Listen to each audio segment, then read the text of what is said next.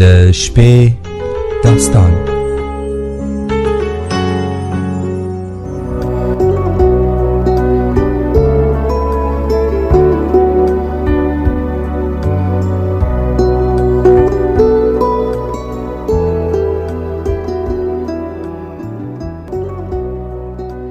د سپوږمۍ راډیو درنو اوریدونکو او د شپې داستان د خپرونې قدرمنو مینوالو سلامونه او درنښت هیله لرو چې ټول به روغ جوړ یې. د شپې داستان د خپرونو په لړ کې درته د شیرچای سوري ناول یوه بله برخه وړاندې کوو. هیله من یو تر پایه مو ملتیا وکړئ.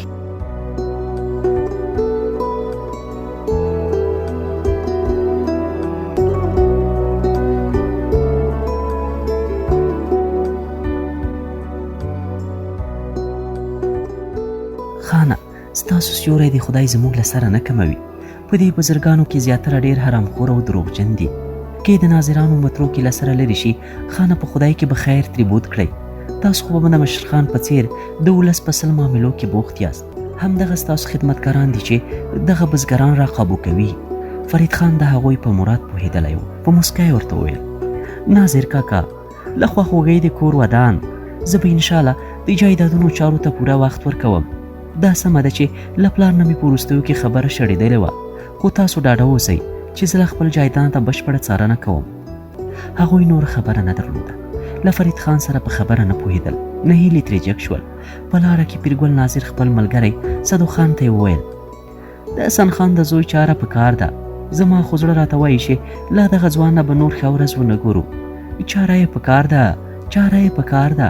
د ناظر او د هغه د ملګري له رخصتېدو وروسته فرید په دې فکر کاوه چې خدای یو فرصت ورته برابر کړ.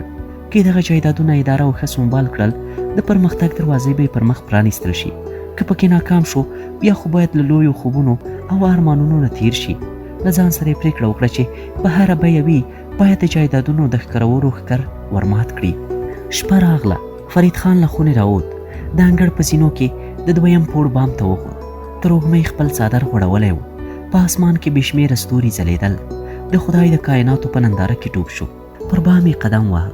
له ځان سره یې خبرې کولې. پر میروخان حساب کولی شم، خو نور هغه هم بوډای شوی.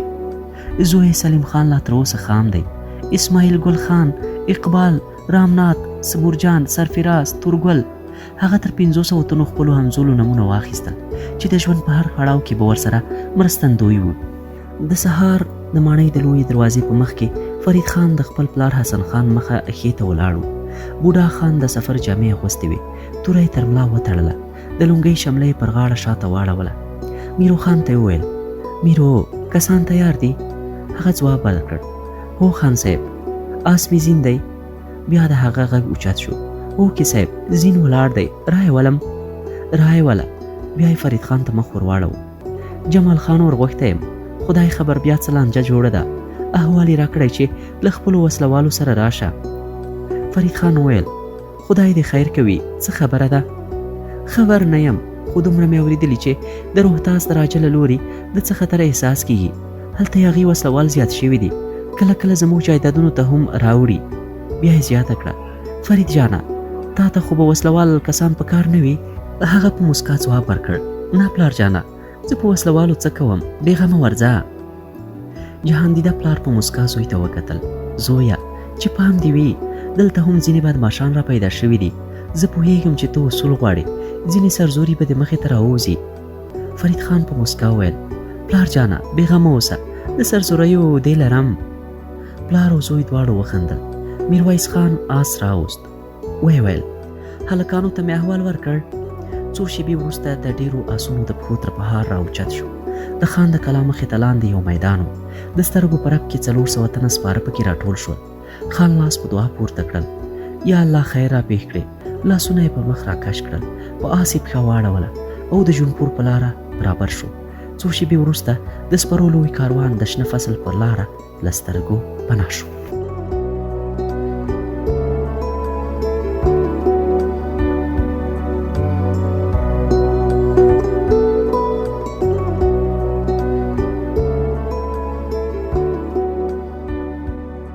د لویې خونې پر دیوالونو ښکلي تصویرونه او منظرې راځوړندې وې.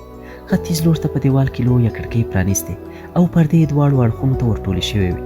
له کړکۍ د پورې غره، ناوونه او په ونو ډکې اوږې ډېرې زړه وړونکې ښکارېدلې. په خونه کې ناست 40-50 کسان بیا ټول په اندېښنو کې ځوړند سرونه ناست وو.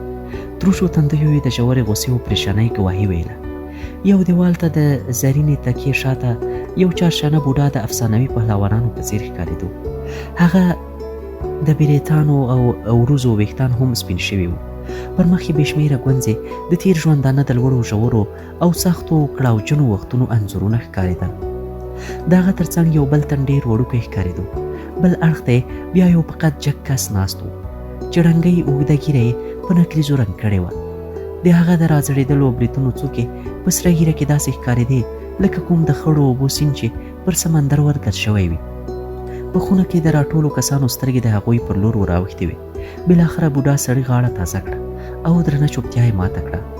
زما خبره واورئ، دغه لانجه په احساساتو لاپو نه حل کېږي، فکر پرې پکار دی.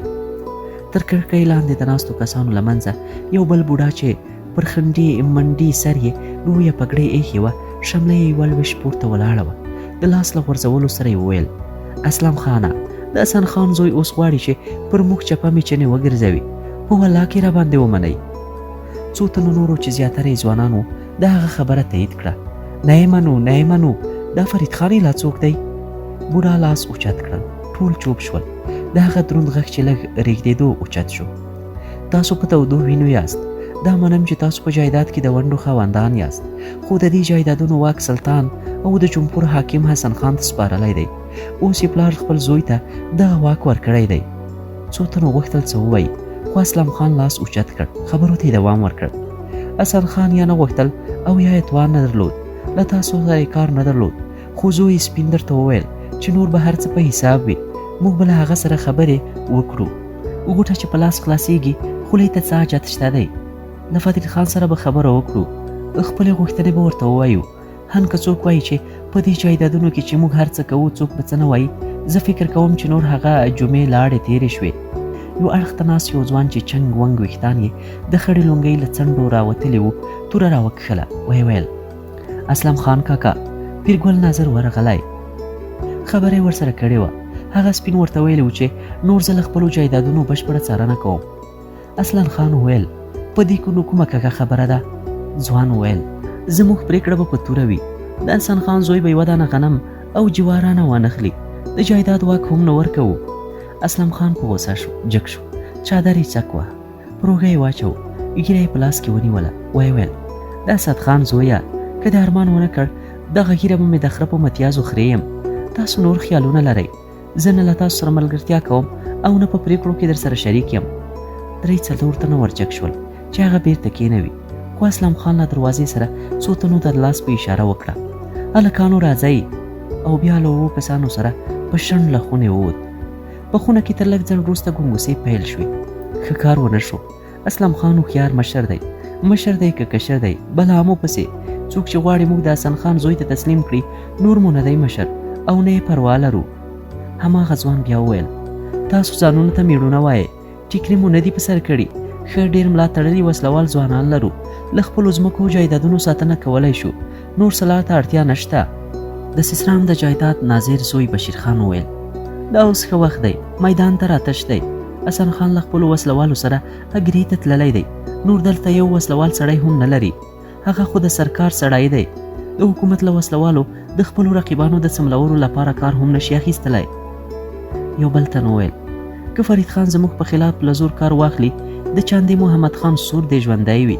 هغه موږ ته ټټر وهلی چې هر ډول مرسته به راسره کوي. هغه هم زموږ د قام مشر دی، د سر سترګې مو دی. بیا هماغه د خنډي قد او لویې پګړۍ والا وویل: پرېکړه مو دا شوه چې د فرید خان نوی قانون نه منو. کله زور کار اخلي، زور ورسره کوو. خپل وسلوال باید 2-3 ځایه تیار راټول کړو.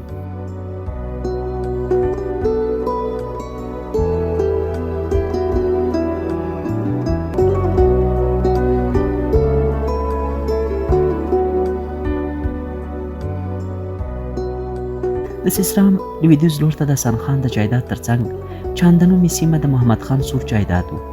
سره له دې چې دواړه د یو قام مشران وو، خو ترمنځ یې له پخوا اړیکې ښې نه وې، یو د بل پښې یې وهلې. محمد خان سور د حسن خان د جایداد دننه د وړوکیو جایدادونو خاوندان تل بغاوت ته هڅول، دغه مهال د سیستان په شمول له بنګال تر پنجاب یاغي ډلې وسلوال شوکماران زیات شوي وو. فرید خان ته همدغه مهال د سیستان او خواس پور د جایدادونو واک وسپارل شو. د دې غونډې په دویمه ورځ هغه ته دا احوال ورغی چې د دوی د جایداد ځینې برخې ناظرین او د هغوی ګمارل شوي کسان د بغاوت نیت لري او په مارمول ناو کې یې په ګډه غونډه کې د بغاوت اعلان کړی دی. 2 ورځې وروسته د سیستان د جایداد په یو بڼ کې فرید خان د خپل جایداد بزګران راټول کړل. لویه غونډه جوړه شوه. فرید خان پاڅېد، هغوی ته یې لنډه وینا وکړه. ویې ویل: زما د قام ښاغلیو ځوانانو، ما چې د خپل پلار د جایداد واک ترلاسه کړ، یوه موخه مې دا وه چې پر تاسو بزګرانو د ناظرانو او نورو ګمارل شویو کسانو زور زیاتی نور له زغمه وتلی و. تاسو تر ما ښه خبر یاست چې څومره کسانو د همدې ظالمانو له لاسه جایداد پرېښود او نورو سیمو ته په کډه اړ شول. ما پرېکړه کړې ده چې د هغوی مخه به نیسم. هغه کسان چې ستاسو په وینو او غوښو چاغ شوي دي اوس غواړي هماغه د دوی خرمستۍ ته دوام ورکړي. که تاسو له ما سره درېږئ، غواړم ښکري ورمات کړم.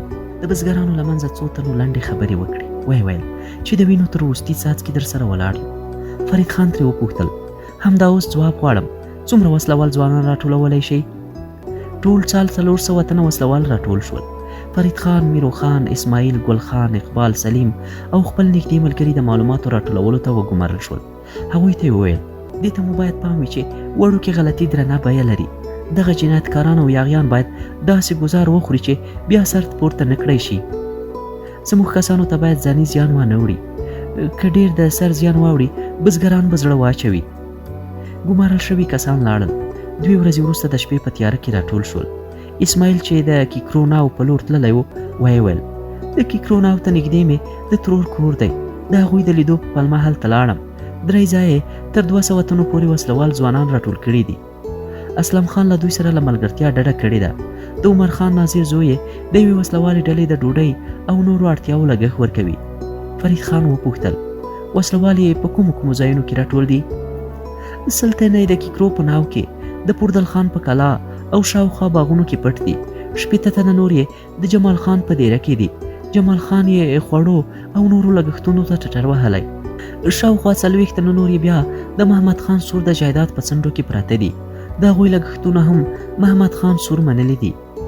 فرید خان میرو خان ته مخ ور واړوه. هغې وویل: کشر خانه، کلي په کلي وګرځېدم. د ډېرو خلکو خولې مې بوی کړې. په ولس کې هغوی د پښو ځای نه لري. 60 تنه هم ورسره نشته. ځینې له مجبورۍ او ډار سره ورسره لاس خوځوي. البته دا اندېښنه ټول لري چې که خدای مکړه دغه ښکرور ظالمان پاتې شي، نو په بزګرانو به رڼا ورځ د اسمان ستوري وشمېري. پر یوه سړي مې لږ شک راغی. هغو ته مې ګپ ورکړ. څه ګپ دې ورکړ؟ میرو خان کاکا. فرید خان په مسکان ترې وپوښتل. ورته مې وویل چې فرید خان تر اوسه ماشوم دی، له خولې یې د شیدو بوی ځي. ګل خان وویل: میرو کاکا، پر دې خبره خو به هغوی نور هم زړور شي. فرید خان وخندل: نه، هغوی به غافل شي. فکر به کوي چې موږ په لاس ترزنې کزار ناست وو. بیا یې وپوښتل: میرو کاکا، په دوی کې ډېر ظالم او ناروا کوم یو دی چې خامخا باید له مخه پورته شي؟ د اسلم خان تربور زمری، د عمر خان زوی بشیر، د کردل خان زوی میرولی او د اسد خان زوی صمد خان چې له محمد خان سور سره لاره لري او د هغه له لوري لمسول کیږي. نور څه نه وایم.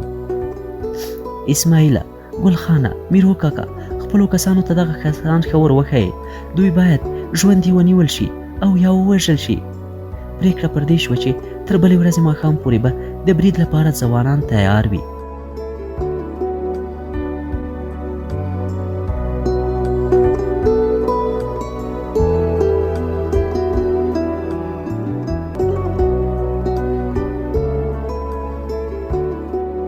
ماښام مهال 300 تنه وسلوال له کلیو نه لرې په یو ناو کې راټول شول. فرید خان هغوی ته په لنډه وینا کې وویل: زما ورونو او د قام توریالیو ځوانانو، دا زما او زما د پلار د جایداد لپاره جګړه نه ده. زموږ او ستاسو د ګډ برخلیک جګړه ده. د ظلم د ریښې غوڅولو او د عدل او برابرۍ لپاره جګړه ده. که مو وګټله، زه تر سیستان د لویو جایدادونو او نعمتونو زیری درکوم. هغه وړوکی انعام یې دا وبولئ چې د دې یاغیانو جایداد به ستاسو وي.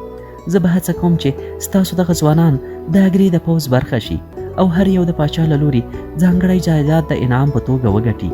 بیا یې هغوی ته څو نورې خبرې سپارښتنې هم وکړې. ویې ویل: کوم کور ته به ور نه اچوئ، بې ګناه کسان به نه وژنئ، ښځې، ماشومان او بوډاګان ټول خوندي دي. کار به نه پرې لرئ. د دوی د جایدادونو بزګران زموږ خپل ورونه دي.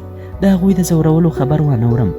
د یاغیانو له ډلې چې هر څوک ووژنئ، وسلې او مال یې ستاسو غنیمت دی. ځمکې به یې پر تاسو برابرې وویشل شي. بیا یې لاسونه په دعا اوچت کړل، ویې ویل: خدایه، موږ ستا د بندګانو د خدمت او د یاغیانو او ظالمانو د ماتولو لپاره توره راپورته کړې ده. خدایه، د خپل ناموس او ولس د پت او عزت د ساتنې توان را په برخه کړي. دوی بیا 2 ګروپه شول. یو ګروپ یې د کیکروناو په لور لاړ او بل یې د جمال خان د ډیرې په لور روان شول.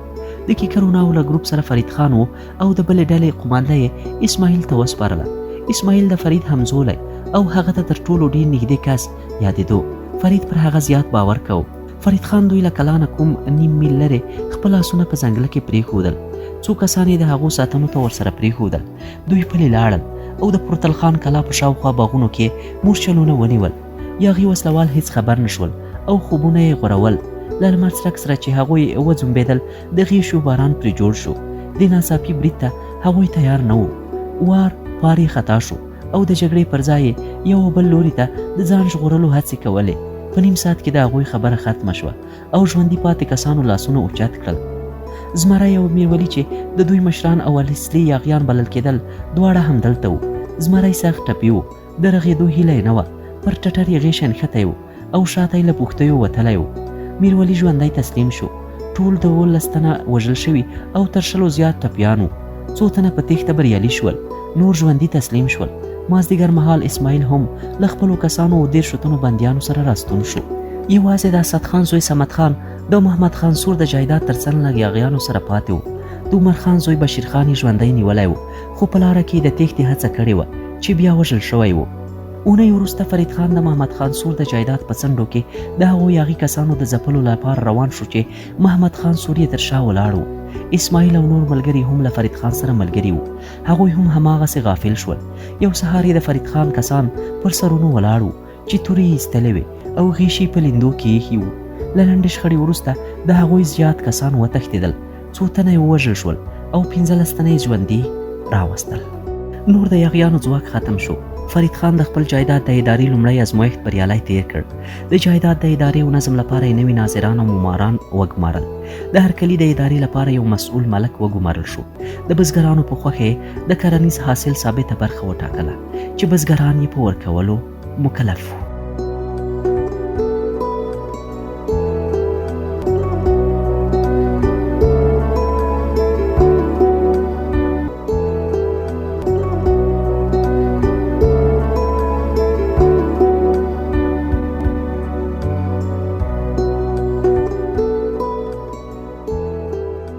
د سپوږمۍ راډیو درنو اوریدونکو او د شپې داستان د خپرونې قدرمنو مینوالو، د شیرشاه سوري ناول دا برخه مو هم دومره وه. تر یوې بلې خپرونې مو په لویه لاس پرو. ښه وخت، ښې چارې.